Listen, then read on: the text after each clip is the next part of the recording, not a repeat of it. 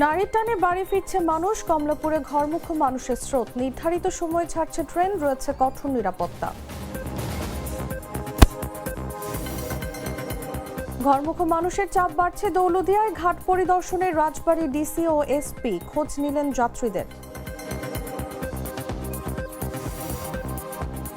বিদেশগামী প্রবাসীদের স্বস্তি, বিমানবন্দরের পাশেই মাত্র 200 টাকায় মিলছে থাকার ব্যবস্থা, রয়েছে যাতায়াতের সুবিধাও।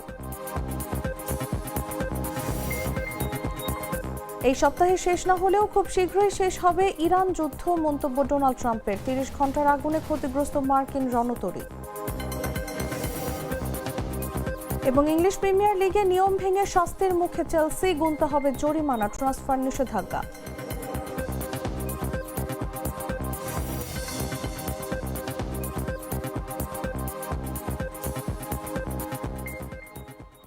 এতক্ষণ শুনছিলেন সংবাদ শিরোনাম। দর্শক, আমন্ত্রণ দুপুর 3টা নিউজে, সাথে আছি আমি তাসলিমা তিথি।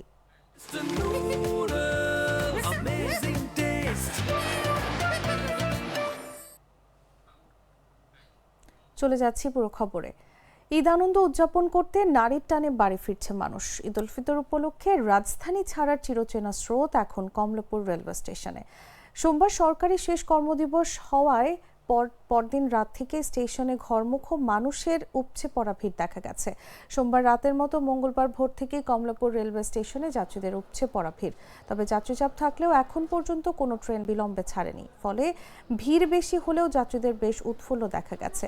স্টেশন ম্যানেজার বলছেন, নির্ধারিত সময়ে ছাড়ছে ট্রেন, রয়েছে কঠোর নিরাপত্তাও।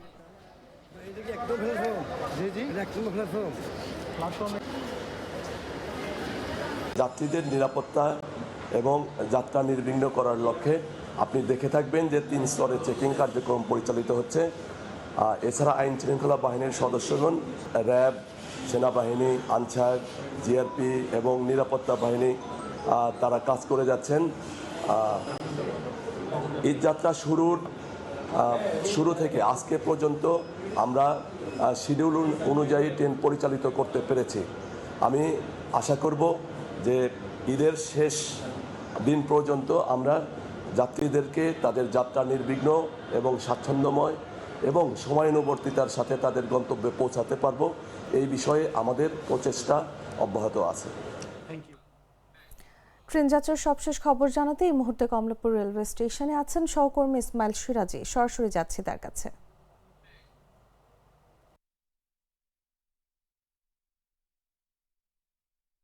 ঈদ উপলক্ষে নারীর টানে রাজধানী ছাড়তে শুরু করেছে নগরবাসী।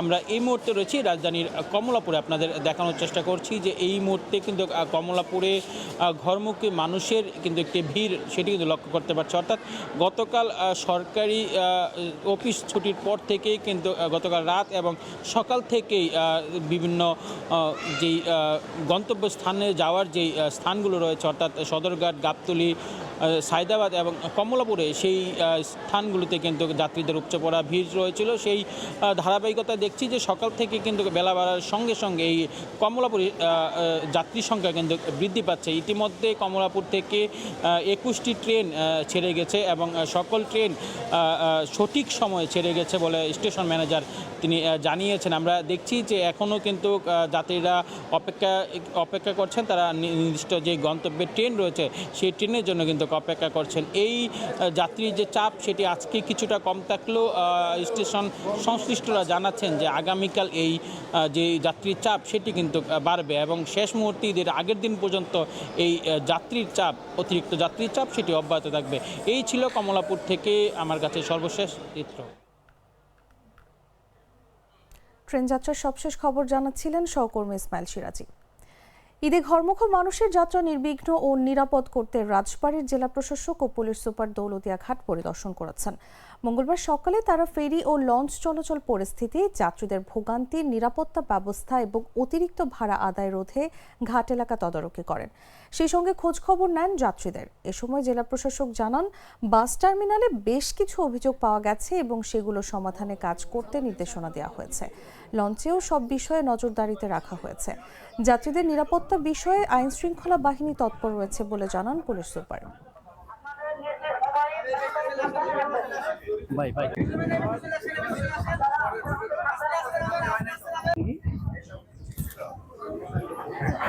নৌ পুলিশের বা এখানে যারা আরো স্টেক হোল্ডার আছে, আমরা সবাই মিলেই আসলে সমন্বিত টিম হিসেবে কাজ করছি। তো এর মাধ্যমে আমরা এই পুরা যাত্রা পথটাকে নিশ্চিত করার চেষ্টা করে যাচ্ছি। এখনো পর্যন্ত আল্লাহর রহমতে আমরা কোনো ছিনতাই, চুরি বা এই টাইপের খারাপ সংবাদ এখনো পাই নাই, এবং আমরা বিশ্বাস করছি শেষ পর্যন্ত আমরা ভালোভাবে একটা ঈদ যাত্রা সমাপ্ত করতে পারবো। ক্ষেত্রে আমি বলবো যে আমাদের লঞ্চ মালিক সমিতির পারফরমেন্সটা এখন পর্যন্ত আমাদের আজকের অবজারভেশন পর্যন্ত ভালো। আমরা তাদের এই জন্য আমাদের পক্ষ থেকে আমরা অ্যাপ্রিশিয়েট করি। দৌলতদিয়া ঘাটের সবশেষ তথ্য জানাতে এই মুহূর্তে সেখানে আছেন সহকর্মী রুবেলুর রহমান। সরাসরি যাচ্ছি তার কাছে। জাগো নিউজের দেশ জুড়ে লাইভে আপনাদের স্বাগতম। আমি রুবেলুর রহমান এই মুহূর্তে রয়েছি দক্ষিণ পশ্চিমাঞ্চলের অন্যতম প্রবেশদ্বার রাজবাড়ী দৌলতদিয়া লঞ্চ ঘাটে।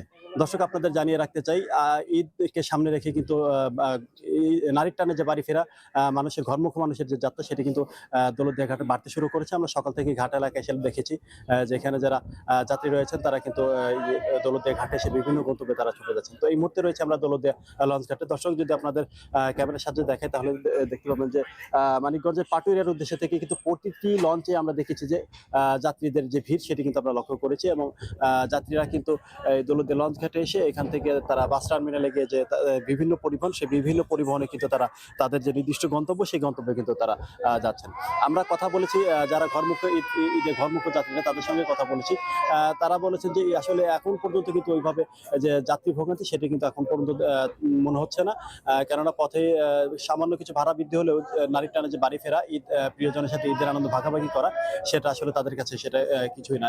এছাড়া আমরা দেখেছি যে আইন শৃঙ্খলা রক্ষাকারী বাহিনীর সদস্য যারা রয়েছেন, জেলা প্রশাসক, পুলিশ সুপার সহ অন্যান্য আইন শৃঙ্খলা রক্ষাকারী বাহিনীর সদস্যরা ঘাট এলাকায় পরিদর্শন করছেন এবং তারা সার্বিক খোঁজ খবর রাখছেন যে আসলে ঘাটের সার্বিক পরিস্থিতি, যাত্রী ভোগান্তি, ভাড়া বৃদ্ধি সহ নানা ধরনের যে অভিযোগ থাকে, সেই বিষয় নিয়ে কিন্তু তারা কাজ করছেন। তো এই ছিল আমার কাছ থেকে দক্ষিণবঙ্গের যে অন্যতম প্রবেশদ্বার দৌলতদিয়া ঘাটের ঈদে ঘরমুখ মানুষের সর্বশেষ খবর। দৌলতদিয়া ঘাটের সবশেষ তথ্য জানাচ্ছিলেন সহকর্মী রুবেলুর রহমান। এবারের ঈদ যাত্রায় ঢাকা চট্টগ্রাম মহাসড়কে নেই কোনো যানজট, ফলে স্বস্তি নিয়ে বাড়ি ফিরছে মানুষ। মঙ্গলবার সকাল থেকে ঘরমুখ মানুষের যাত্রা শুরু হয়। সকাল থেকে মহাসড়কের বিভিন্ন স্পট ঘুরে দেখা গেছে যানবাহনের চাপ কিছুটা বাড়লেও নেই তেমন যানজট। চট্টগ্রাম বন্দর থেকে পণ্য বোঝাই গাড়ির সংখ্যাও কমে গেছে। ঢাকা থেকে চট্টগ্রামমুখী কিছু পণ্যবাহী গাড়ি দেখা গেছে। এদিকে মহাসড়কে যানজট ও চুরি ডাকাতি সহ অপ্রীতিকর ঘটনা এড়াতে পুলিশ দায়িত্ব পালন করছে। চট্টগ্রাম জেলার প্রবেশদ্বার ধুমঘাট ব্রিজ থেকে বড় দ্বারকার হাট পর্যন্ত সীতাকুণ্ড উপজেলার সিটি গেট পর্যন্ত ৬২ কিলোমিটার সড়কে সারা দেশের মতো তৎপর রয়েছে পুলিশ।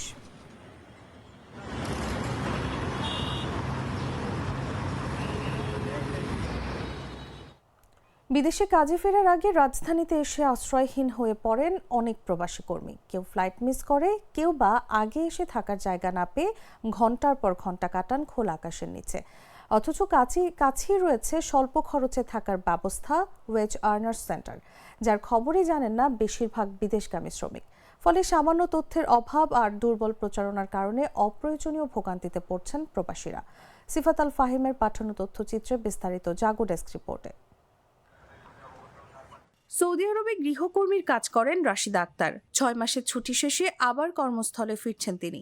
তবে কর্মস্থলে ফেরার আগে ঢাকায় এসে পড়েন চরম বিপাকে। থাকার মতো কোনো জায়গা না পেয়ে শেষ পর্যন্ত রাজধানীর বিমানবন্দরের সামনের একটি গাছের নিচেই কাটাতে হয়েছে পুরো একটি দিন। ফ্লাইট হলো ভোর ৫টায় হলো ভিতরে ঢুকা লাগবে, 4:30 হলো ভিতরে ঢুকা লাগবে, 8টায় বলে ফ্লাইট। 200 টাকায় থাকা যায় জানি না, এই জন্য আমি জিজ্ঞেস করলাম আপনাদের কাছে।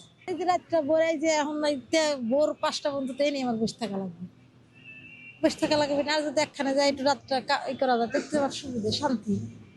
আমার বিদেশে যেমন কষ্ট হইলেও করা লাগবে, বসে থাকাই লাগবে। এই জন্য এই কারণে আমরা বসে থাকতে। শুধু রাশিদা নন, একই অভিজ্ঞতার মুখোমুখি হয়েছেন ব্রাহ্মণবাড়িয়ার মোহাম্মদ খোকন মিয়াও। ফ্লাইট মিস হওয়ায় নির্ধারিত সময়ের একদিন আগেই ঢাকায় চলে আসেন তিনি। কিন্তু কোথায় থাকবেন বা বিদেশগামী প্রবাসীদের জন্য কোনো বিশেষ ব্যবস্থা আছে কিনা তা জানতেন না। আজকে ফ্লাইট মিস, কিন্তু এগুলো যে হোটেল যা আছে আমরা আসলে বলতে পারি না। যদি জানতাম আমরা, তাহলে তো আমরা সুযোগ সুবিধা একটু ভালো হইতো। এখন তো অনেক টাকা দিয়ে ভাড়া থাকতে হবে। আর বলছে কালকে ফ্লাইট, এখন হোটেলে ভাড়া থাকতে হবে। অথচ বিমানবন্দর এলাকার কাছেই রয়েছে প্রবাসীদের জন্য স্বল্প খরচে থাকার সুবিধা সম্পন্ন ওয়েজ আর্নার্স সেন্টার। এখানে পুরুষদের জন্য 10টি কক্ষে একসঙ্গে 40 জন এবং নারীদের জন্য 3টি কক্ষে 9 জন থাকার ব্যবস্থা রয়েছে। সেন্টারটিতে স্বল্প খরচে রাত যাপনের পাশাপাশি খাবার, বিনামূল্যে ইন্টারনেট এবং বিমানবন্দরে যাতায়াতের সুবিধাও দেওয়া হয়। সরাসরি এলে মাত্র 200 টাকা এবং অনলাইনে বুকিং করলে 100 টাকাতেই পাওয়া যায় এই সেবা। তবে পর্যাপ্ত প্রচারণার অভাব এবং সেন্টারে যাওয়ার রাস্তার দুরবস্থার কারণে অনেক প্রবাসী এ সুবিধা সম্পর্কে জানেন না। ফলে বিদেশে যাওয়ার আগে ঢাকায় এসে অনেককে পড়তে হচ্ছে অপ্রয়োজনীয় ভোগান্তিতে। এটা তো অবশ্যই ঝামেলা, যদি যেহেতু হোটেল এদিকে আশেপাশে কোনো হোটেল নাই, সবার যাইতে ওই দিকে যাইতে হয়, কিন্তু অনেকে জানে না এই হোটেলটা যেখানে আছে। হ্যাঁ, ওরা অনেক সময় অন্য হোটেলে উঠতে হয়, অনেক টাকা দিয়ে উঠা লাগে। এত সুন্দর জায়গা করে দিয়েছে, তারা এখানে রাত্রি যাপন করতে পারবে, তাই না? তার 1500 টাকা, তার 2000 টাকা তা আপনার বোর্ডিং ভাড়া থাকতে হয় না। ভালো হয়েছে সরকারের জন্য, কিন্তু এটা প্রচার করতে হবে। সংশ্লিষ্টদের মতে কার্যকর প্রচারণা এবং যোগাযোগ ব্যবস্থার উন্নয়ন করা গেলে বিদেশগামী প্রবাসীদের জন্য এই উদ্যোগটি বড় স্বস্তি হয়ে উঠতে পারে। নিউজ ডেস্ক, জাগো নিউজ।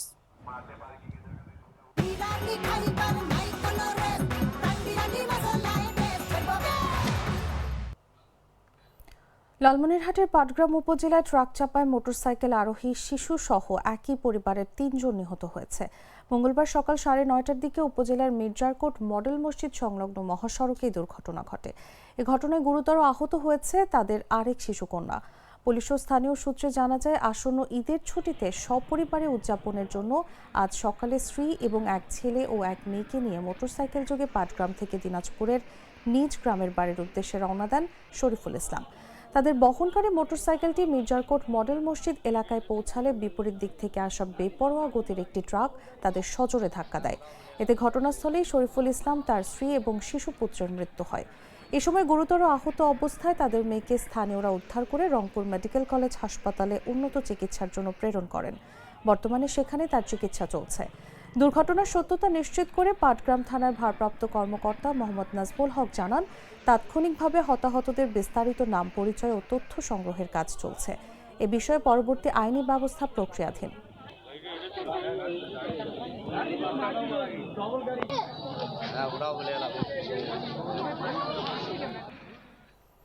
চট্টগ্রামের সীতাকুণ্ড উপজেলার জঙ্গল সলিমপুর। দীর্ঘদিন ধরে এটি ছিল সন্ত্রাসীদের শক্ত ঘাঁটি ও অপরাধের নিরাপদ আশ্রয়স্থল।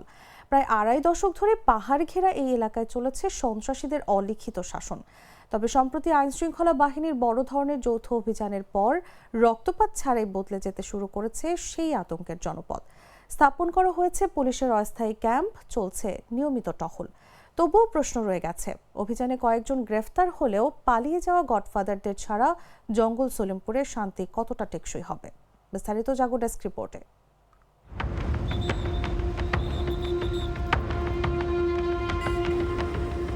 জঙ্গল সলিমপুর নামের মতোই রহস্য আর আতঙ্কে ঘেরা এক এলাকা। প্রায় 2.5 দশক ধরে এই অঞ্চল ছিল সন্ত্রাসীদের দখলে, যেখানে চলত তাদেরই অলিখিত আইন। পাহাড়ি এই ঘাঁটি থেকেই পরিচালিত হতো চট্টগ্রাম নগরীর বিভিন্ন অপরাধমূলক কর্মকাণ্ড।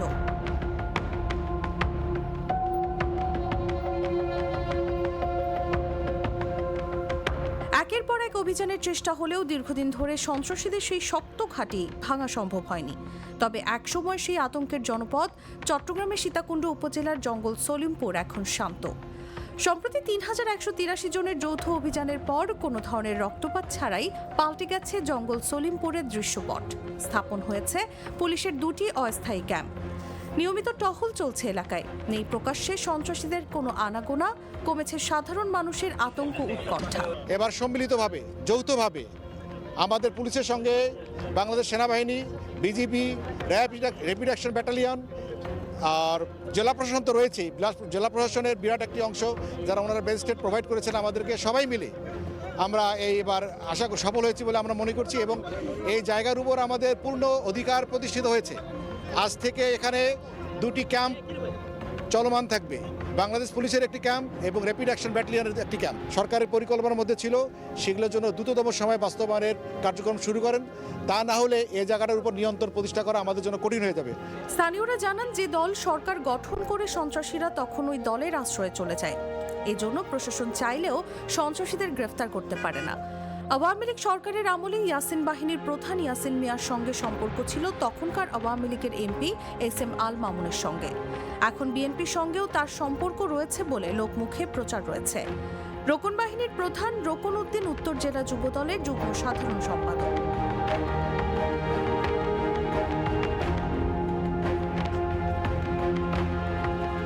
এবার অভিযানে বেশ কিছু অস্ত্র উদ্ধার ও 22 জনকে গ্রেফতার করলেও জঙ্গল সলিমপুর নিয়ন্ত্রণ করা সন্ত্রাসীদের গডফাদার কেউ গ্রেফতার হয়নি। অভিযানের খবর পেয়ে আগের রাতে নিরাপদে পালিয়ে যায় তারা। আমরা পুরো নিয়ন্ত্রণে আছে। এটা অনেক বড় জায়গা, আপনারা কত বড় জায়গা আপনারা কল্পনা করতে পারবেন না, কত বড় জায়গা। কিছু সংখ্যককে আমরা পাইনি, এটাও ঠিক। বিভিন্নভাবে তারা হয়তো জেনে যেতে পারে, কোনোভাবে হয়তো এলোপাতাড়ি তল্লাশি চলমান রয়েছে। তবে আমরা এখন পর্যন্ত কাকে পেয়েছি আমরা বুঝতে পারবো না। আমি তো মশলা বদলে ফেলেছি, এবার আপনিও বদলে ফেলুন। একবার প্রাণ গুঁড়া মশলা ব্যবহার করেই দেখুন। জানাবো আন্তর্জাতিক সংবাদ।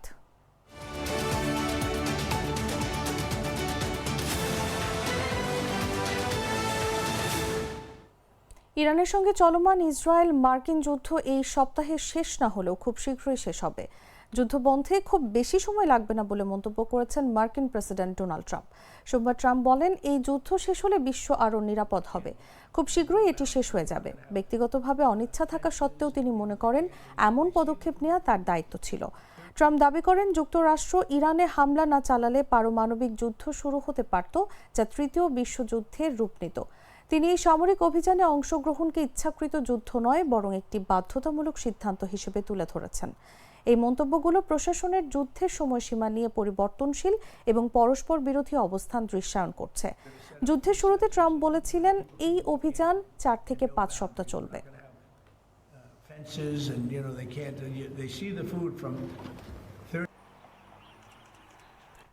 যুক্তরাষ্ট্রের সর্বাধুনিক ও সবচেয়ে বড় বিমানবাহী রণতরী ইউএসএস জেরাল্ড আর ফোর্টে ভয়াবহ অগ্নিকাণ্ডের ঘটনা সামনে এসেছে।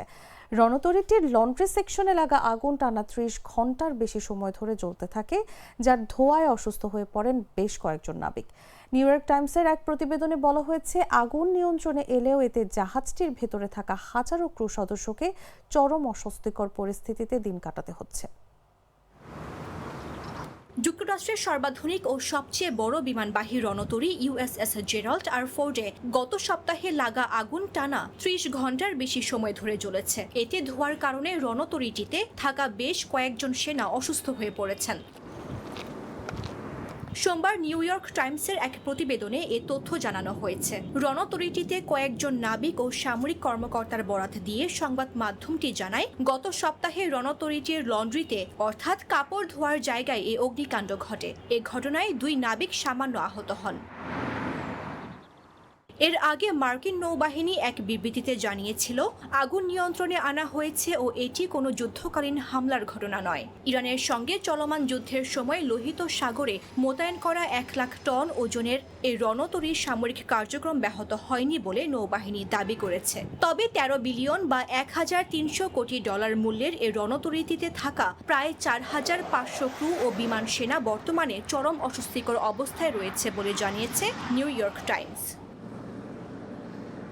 নিউ ইয়র্ক টাইমস জানিয়েছে, অগ্নিকাণ্ডের ফলে অন্তত 600 নাবিক তাদের থাকার জায়গা হারিয়েছেন। তারা এখন রণতরীর টেবিল বা মেঝেতে ঘুমাচ্ছেন। এছাড়া লন্ড্রি পুড়ে যাওয়ায় অনেকেই কাপড় ধুতে পারছেন না। পারস্য উপসাগর ও লোহিত সাগরের দায়িত্বে থাকা মার্কিন 5ম নৌবহরের কাছে এ বিষয়ে মন্তব্য জানতে চেয়েছে CNN। এদিকে 10 মাস ধরে মোতায়েন থাকা এই রণতরীটিতে টয়লেট সমস্যাও প্রকট হয়ে উঠেছে। এনপিআর-এর প্রতিবেদন অনুযায়ী গত কয়েক বছর ধরে এর টয়লেট মেরামতে বারবার বাইরে থেকে সাহায্য নিতে হয়েছে। গত জুন মাসে ভার্জিনিয়ার নরফুক বন্দর ছাড়ার পর থেকে রণতরীটি আটলান্টিক ভূমধ্যসাগর ও ক্যারিবীয় অঞ্চল হয়ে বর্তমানে মধ্যপ্রাচ্যে অবস্থান করছে। সংবাদ শেষ করব খেলার খবর জানিয়ে।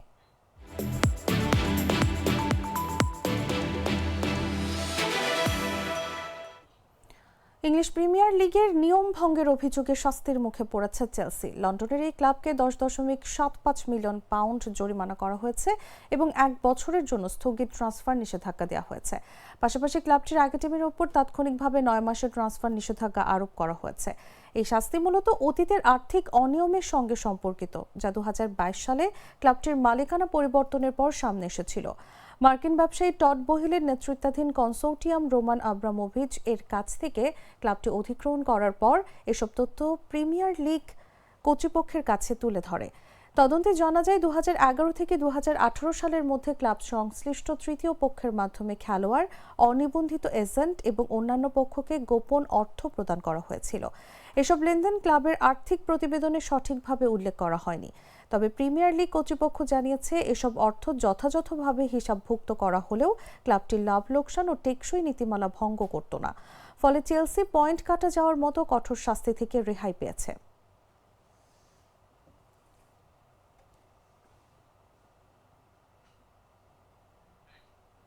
দর্শক, সংবাদ শেষ করার আগে শিরোনামগুলো জানিয়ে দিচ্ছি আরও একবার।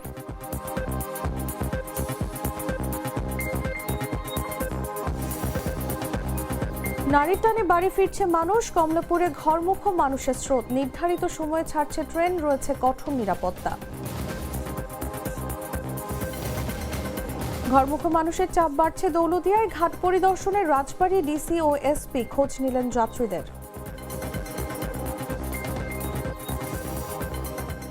বিদেশগামী প্রবাসীদের স্বস্তি, বিমানবন্দরের পাশেই মাত্র 200 টাকায় মিলছে থাকার ব্যবস্থা, রয়েছে যাতায়াতের সুবিধাও।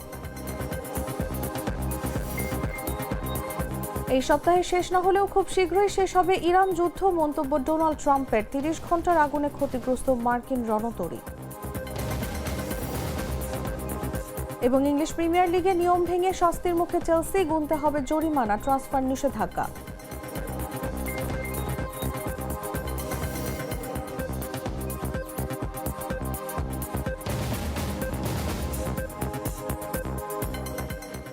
দর্শক, এই ছিল এখনকার মতো। এরপর দেখবেন বিকেল 5টার দেশ জুড়ে সংবাদ। প্রতি মুহূর্তে সর্বশেষ খবর জানতে ভিজিট করুন jagunnews24.com। ফলো করুন আমাদের ভেরিফাইড ফেসবুক পেজ এবং সাবস্ক্রাইব করুন জাগো নিউজের ইউটিউব চ্যানেল। ধন্যবাদ সবাইকে।